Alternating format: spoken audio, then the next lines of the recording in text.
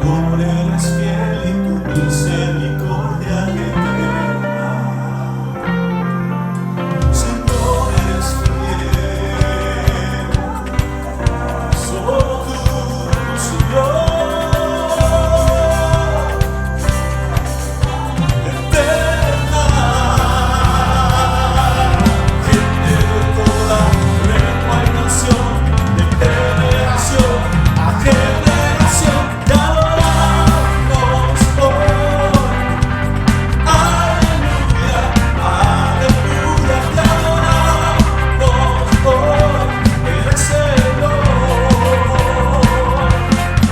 y te adoramos hoy. Aleluya, aleluya, te adoramos hoy. Eres Señor, te adoramos hoy. Bendito sea Señor, eres Señor. Te adoramos hoy.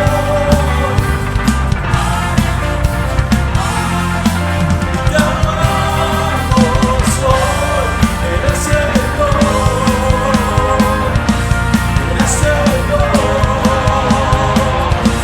eres Señor. Eres fiel.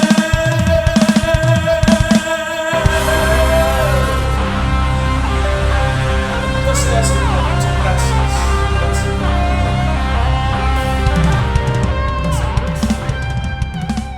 Amén. Dios les bendiga, bienvenidos nuevamente a esta reflexión de los martes que siempre tenemos. Hoy vamos a continuar con el libro del Evangelio de San Lucas y estaremos usando la Biblia Nueva Traducción Viviente en esta ocasión. Y es de Lucas 19, del 11 en adelante, y se trata de otra parábola del Señor. Y leemos la escritura antes de orar. Dice la palabra que la multitud escuchaba todo lo que Jesús decía, y como ya se acercaba a Jerusalén, les contó una historia para corregir la idea de que el reino de Dios comenzaría de inmediato. Les dijo: un hombre de la nobleza fue llamado a un país lejano para ser coronado rey y luego regresar.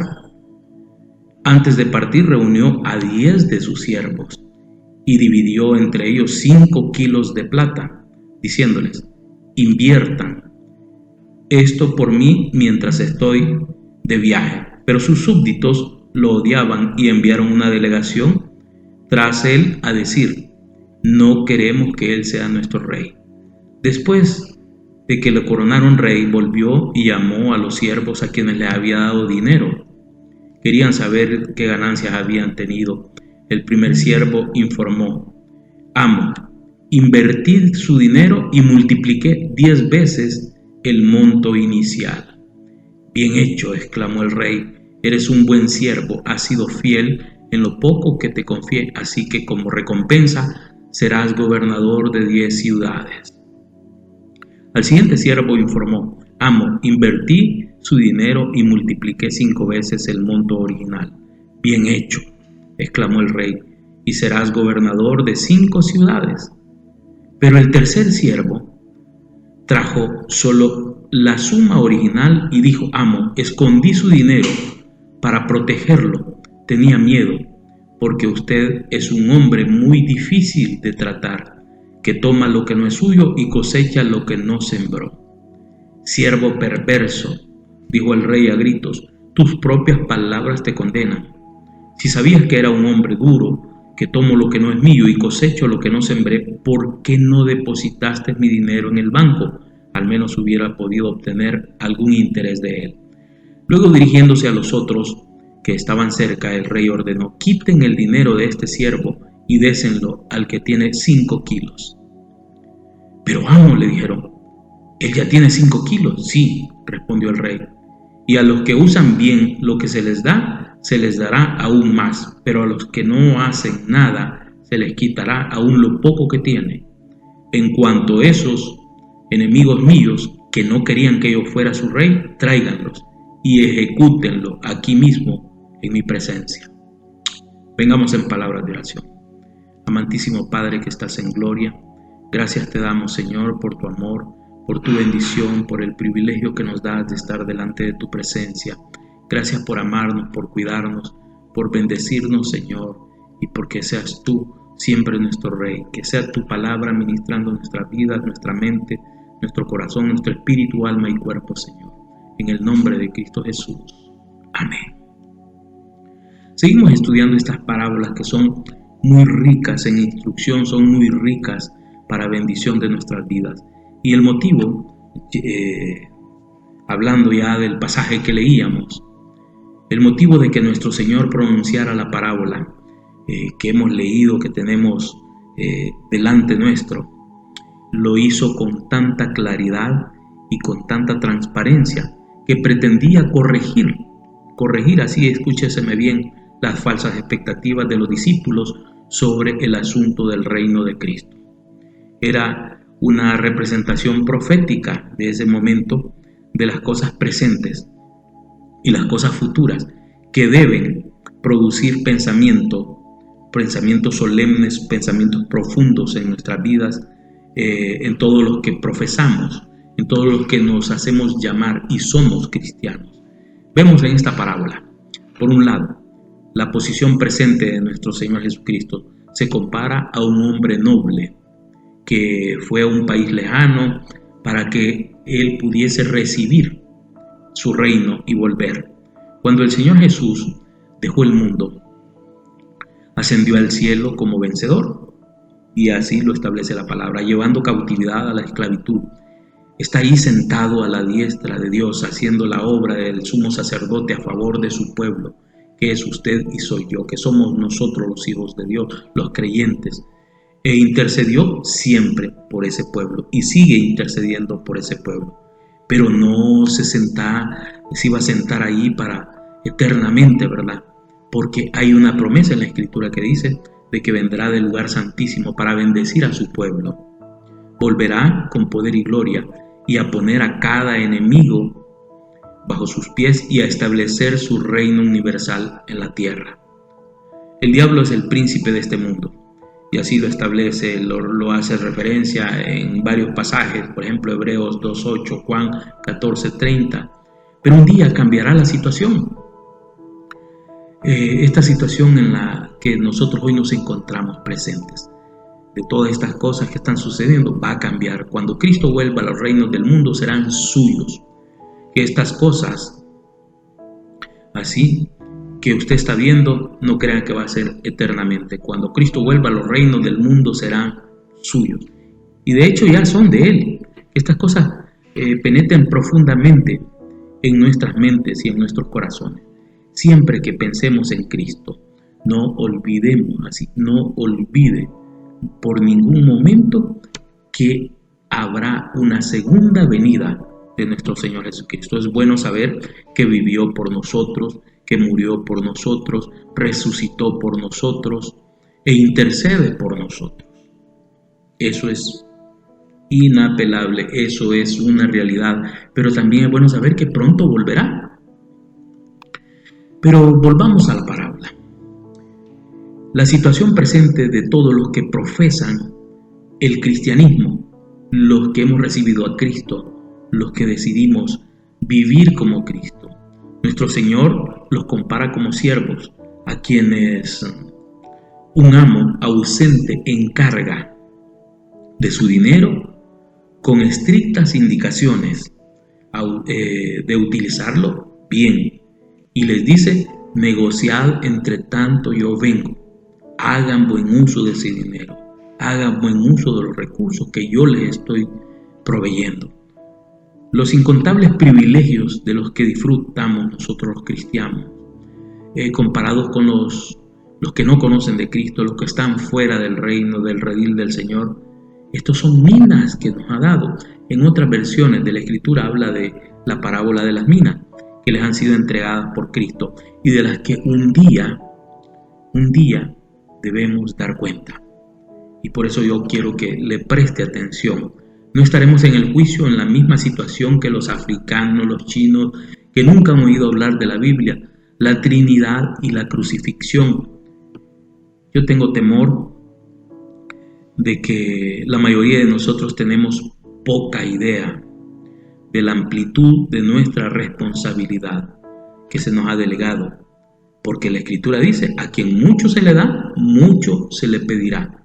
Y estoy hablando de cuando tengamos que rendirle cuentas al Señor. Ahora, por eso usted tiene dones, talentos, usted tiene capacidades dadas por el Señor, condiciones financieras, condiciones, espacios, oportunidades. Ahora la pregunta es, ¿estamos negociando?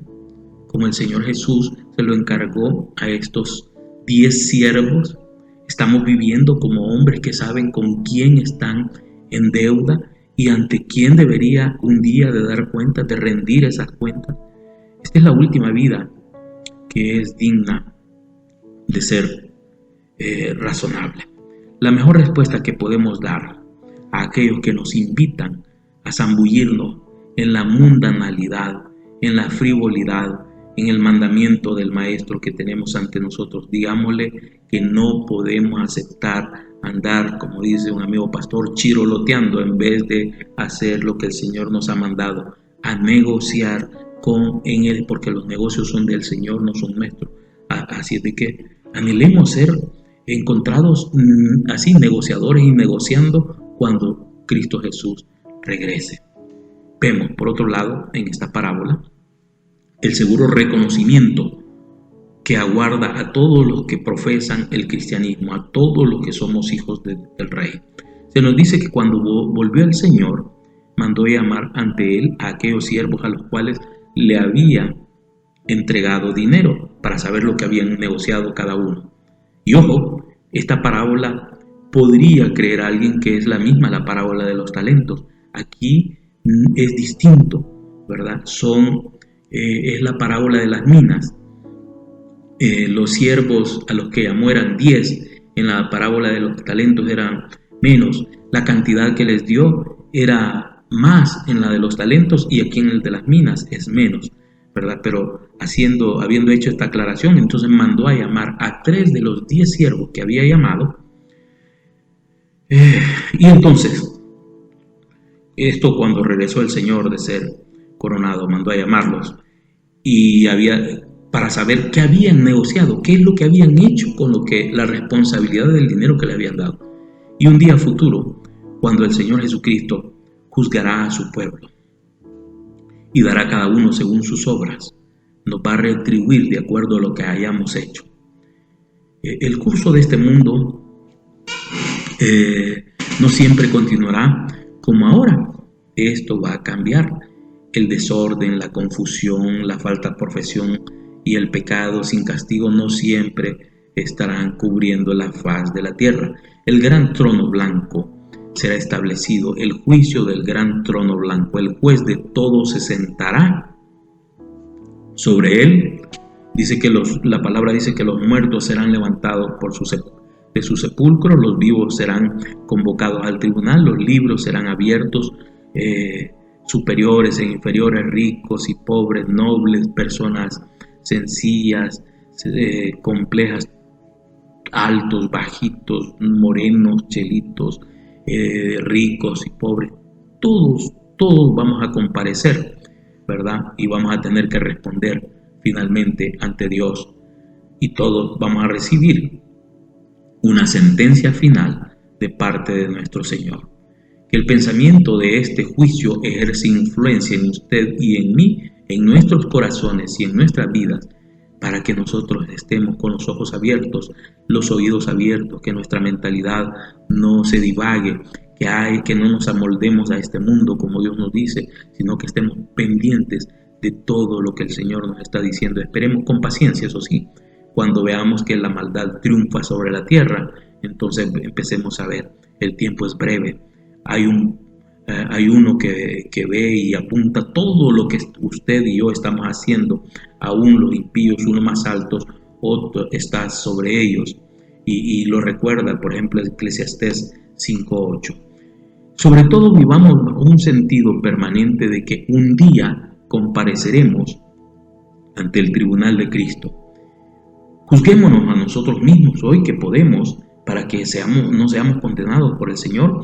Y unas palabras del apóstol Santiago, por ejemplo, de notable tenor, y dice: así hablad y así haced como los que habéis de ser juzgados por la ley de la libertad. Santiago 2:12. También 1 Corintios 11:31 lo hace referencia. Vemos en esta parábola, por otro lado, la segura recompensa de todos los verdaderos cristianos cuando nuestro Señor nos dice que aquellos que se consideren que han sido siervos fieles recibirán honra y dignidad. Honra y dignidad. Cada uno recibirá una recompensa proporcionada a su diligencia, es decir, que sea así como ha sido diligente. En la medida que ha sido diligente, esa misma medida será la recompensa. Unos serán evidentemente colocados sobre 10 ciudades porque han sido siervos muy diligentes, y otros sobre 5 porque han sido también siervos diligentes, pero unos más que otros. Eso es asunto ya del Señor. El pueblo de Dios recibe aparentemente poca recompensa en el tiempo presente. Sin embargo, uno tiene que reflexionar que no es así. Sus nombres no suelen ser bien considerados. Los nombres de uno los vituperan, los hacen a un lado, los marginan. Pero bueno, entran en el reino de Dios, que eso es lo importante, a través de muchas tribulaciones. Sus cosas buenas no pertenecen a este mundo, es decir, ni nosotros mismos. Estamos en este mundo, pero no somos de este mundo, dice la Escritura. Las ganancias por la piedad no consisten en recompensas terrenales, sino en una paz, en una esperanza y en un gozo, en el creer que son interiores. Pero un día vamos a tener abundante recompensa de parte de nuestro Dios. Recibiremos un salario muy superior a todo lo que hemos hecho por Cristo. Y vamos a encontrar, para nuestra sorpresa, que por todo lo que hemos hecho y soportado por nuestro Señor, Él nos pagará 100 veces. Miremos continuamente hacia adelante. Mantenga su mirada, su perspectiva en el blanco que es Cristo Jesús, y que no lo distraigan los afanes de este mundo, las luces de este mundo que alumbran aparentemente bondad, pero muchas veces son caminos de perdición. Las aflicciones del tiempo presente no son comparables con la gloria venidera que en nosotros ha de manifestarse. Así lo dice Romanos 8:18. Que el pensamiento de esa gloria nos anime en todo tiempo, ¿verdad?, de necesidad o en abundancia, nos sostenga en toda hora de tinieblas, en toda aflicción, en toda dificultad. Ese pensamiento de que tenemos recompensa y que hay una gloria mayor. Muchas veces tenemos dudas y las aflicciones del justo son muchas, pero hay una importante receta que yo quiero darle para soportar con paciencia: es tener la mirada puesta en el galardón. Así lo establece la palabra. Y el galardón es nuestro Señor Jesucristo, y con toda la bendición que tiene para usted y para mí. Vemos, por último, en esta parábola, el seguro desenmascaramiento de todos los cristianos infieles en el día final. Porque allí sí vamos a conocer la verdad, ahí vamos a saber si realmente era o no era uno cristiano, o solo pregonaba, o solo lo decía. Se nos habla de un siervo que no había hecho nada, que había envuelto, dice, en un pañuelo, ¿verdad?, todo el dinero que el Señor le había entregado antes de ir, sino que lo guardó y no hizo nada. Se nos cuentan sus inútiles argumentos para defenderse, porque son inútiles, ¿verdad? se nos habla de su perdición final por no emplear el conocimiento que había confesado poseer. No puede haber error en cuanto a las personas a las que representa. Representa a todo el grupo de los impíos, de los que no conocen de Cristo y aún de los cristianos que no hacen uso correcto de lo que Dios les ha dado, y su perdición representa su triste final en el día del juicio. Nunca olvidemos el final al que van abocados todos los que no hacen la voluntad de Dios. Antes o después, el no creyente y el que no se arrepiente serán avergonzados ante todo el mundo, desnudos de los medios de gracia y de la esperanza de gloria, y serán arrojados al infierno. No habrá escapatoria en el día final. La falsa profesión, y oiga bien, la falsa profesión y el formalismo no soportarán el fuego, ¿verdad?, del juicio de Dios.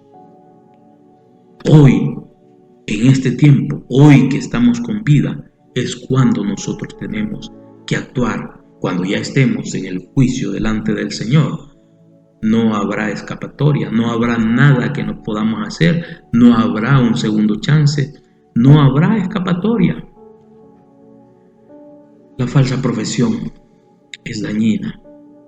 La gracia, y solamente la gracia, permanecerá. Los hombres descubrirán al fin que hay total cosa, que la ira del Cordero se establecerá sobre aquellos que no son obedientes al Señor, que no se someten. Y las excusas como que muchos acallan sus conciencias ahora, que dicen, no, yo puedo hacer esto y puedo lo otro, yo la puedo hacer, y a veces se autoestimula una falsedad, pero esas excusas no van a servir, van a ser vanas en el juicio, en el tribunal de Cristo. Los más ignorantes descubrirán que tenían conocimiento suficiente como para no ser condenados. Sin embargo, hoy no lo están aprovechando, hoy lo están desaprovechando. Los que poseen talentos enterrados, empleenlos bien, no lo empleen mal. Los privilegios que el Señor nos ha dado, van a descubrir en el día final que si no los han usado, no va a servir de nada.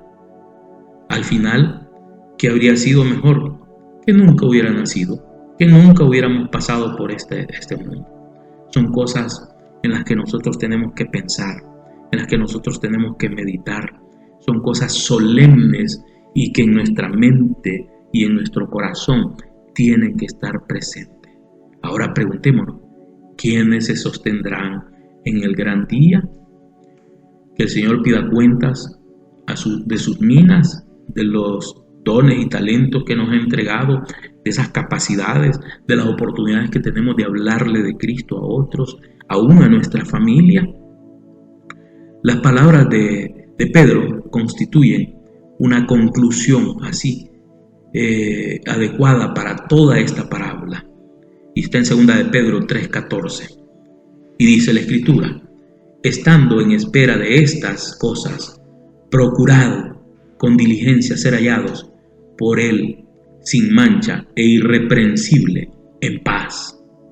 ¿Cree usted que hoy en día usted y yo podemos hacer la obra? ¿Podemos hacer uso de los dones y talentos, de esos recursos que el Señor nos está dando? El Señor nos está hablando a tiempo y Él quiere que nosotros actuemos, que nosotros dejemos ya de lado esa ociosidad espiritual en la que estamos.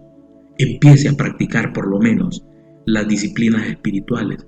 Ore todos los días, como la Escritura nos manda. Ore sin cesar. Ore, dependa del Señor. Exprésele al Señor que usted está diciéndole, Padre, yo necesito tu ayuda. Yo pongo en tus manos las cargas para que seas tú haciéndote cargo de mi vida y de mis cosas. Lea la Escritura. Ore y lea la Escritura, porque eso ahí le va a ayudar a encontrar un desarrollo espiritual, a fortalecer su fe, su vida. Y al leer la Escritura, Dios mismo nos dice que en las Escrituras vamos a encontrar la verdad y la verdad nos hará libres. Por eso el Señor nos manda que escudriñemos las Escrituras, que las leamos y las meditemos y las pongamos por obra, que hagamos práctica de la palabra. Entonces, eso es lo que el apóstol Pedro nos está diciendo en 2 de Pedro 3:14. Actívense. Yo he dicho siempre, hay que mantenernos siempre en oración, orando y actuando, poniendo por obra la palabra. Y cuando nosotros estemos llenos, vamos a tener la capacidad de poder dar a los demás, de poder decirle, hay un Dios todopoderoso, hay una salida para esta situación, hay una salida para la condenación eterna. Hagamos uso de los recursos que nos está dando y no necesita hoy en este ambiente de pandemia, en estos huracanes, no necesita salir, necesita orar, lo puede hacer en su casa, compartir, lo puede hacer a través de estos medios que está Dios permitiéndonos. Hoy Dios ha cerrado las iglesias para que nosotros seamos, como dice un pastor, a nivel amigo, a nivel vecino, a nivel familiar, que compartamos, que hagamos uso de los dones y talentos que el Señor nos ha provisto, para que en el día final, en el trono, en el juicio final, no tengamos que perder. Mantengámonos siempre con la fuerza de la palabra, con la fuerza de nuestro Dios. Dios quiere que nosotros estemos siempre alineados con Él, estamos viviendo en tiempos peligrosos y debemos vivir bajo la mano protectora de nuestro Señor para que nos guarde en este tiempo y nos guarde en el juicio final. Que sea Dios quien obre en su vida, en su mente y en su corazón, y que ministre su vida a través de esta reflexión, para que podamos nosotros activarnos, despertarnos y poder actuar conforme a lo que Dios nos dice. Que el Señor les bendiga, que el Señor les guarde y nos ayude a cada uno de nosotros. En el nombre de Jesús. Amén. Este tiempo de reflexión ha concluido y su propósito es enseñarnos a vivir una vida disciplinada y exitosa, pero sobre todo que conozcas a quien te creó, te cuida y te ama a tal punto que fue capaz de dar su vida por ti. Si hoy deseas entregar tu vida a Cristo, haz esta sencilla oración con fe. Padre Celestial, me arrepiento de mis pecados y de vivir lejos de ti. Ven a mi vida, te la entrego sin reservas. Hazme una nueva persona y ayúdame a vivir para tu gloria. En el nombre de Jesús, amén. Si has hecho tuya esta oración o quieres más información acerca de tu decisión, escríbenos a info@puertadesperanza.org.sb. Será un gusto saber de ti.